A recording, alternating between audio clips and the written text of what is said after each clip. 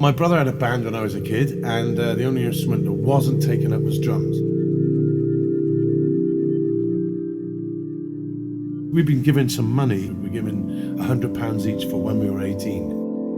I managed to convince my mum to give it to me at the age of 12. And I said, I want to buy a drum kit. She said, you can only have the drum kit if you go for lessons, otherwise you're not having your money. So I got the drum kit, went for a lesson thinking, you know, whatever. And from the very first lesson, I absolutely loved it.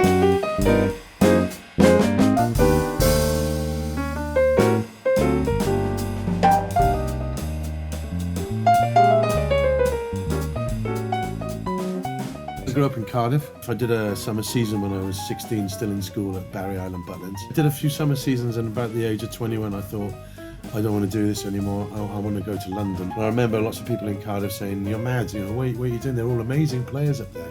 And I just thought, well, I've got to go and give it a go. It took a lot of effort, but I don't regret it. I grew up with an elder sister and an elder brother. My elder sister was into Ohio players, Marvin Gaye, all that sort of soul scene. My brother was into the charts, and I was into jazz, so I had the whole thing going on. I think looking at it, I think that's what helped form my love of it all.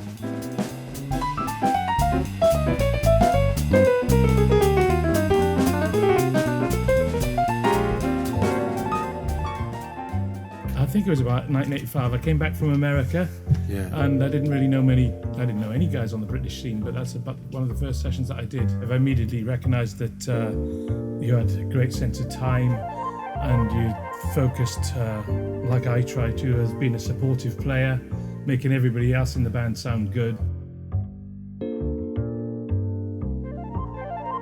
The first session I did, I remember very well, was in 1987, first major session.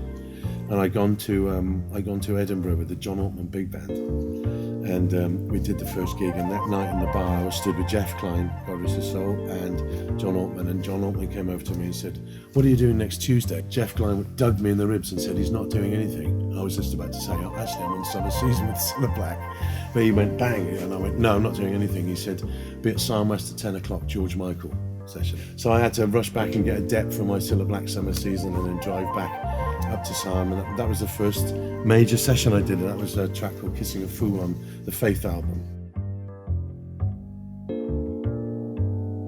I think that if you start off with success as your goal, then you're in for trouble. I think you shouldn't start off with that. You should start off trying to be as good a player as you can be. I spent a long time when I first came to London playing with the National Youth Jazz Orchestra, practicing my reading, practicing all my big band stuff. Then I was called at the last minute to do the Jack Sharp Big Band, because I lived just up the road, and this was full of all the session heads of the time.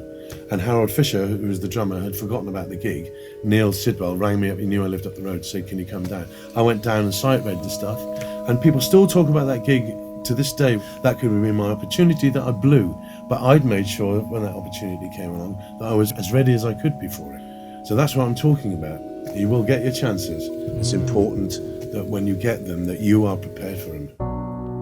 I think the thing that makes something work or not is if the players genuinely put in the music first. It's a good way of getting your head out of yourself, because I think as musicians we can get a little bit insular. And whenever I find myself doing that, I always try and imagine myself listening to it from out front. Yeah. Or listening to the soloist. You need to get on personally and musically, but to be able to trust the people that you're playing with. And also to have quite a long period of being together and playing together, being used to playing together.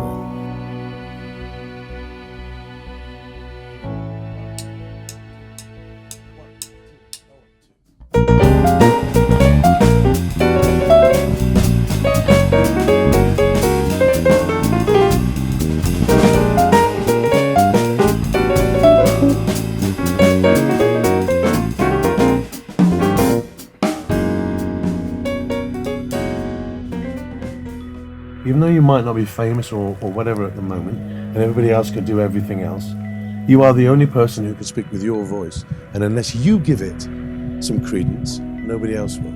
That's true. So I think you can start that at any age, really. It's just so easy to play with you, Ian.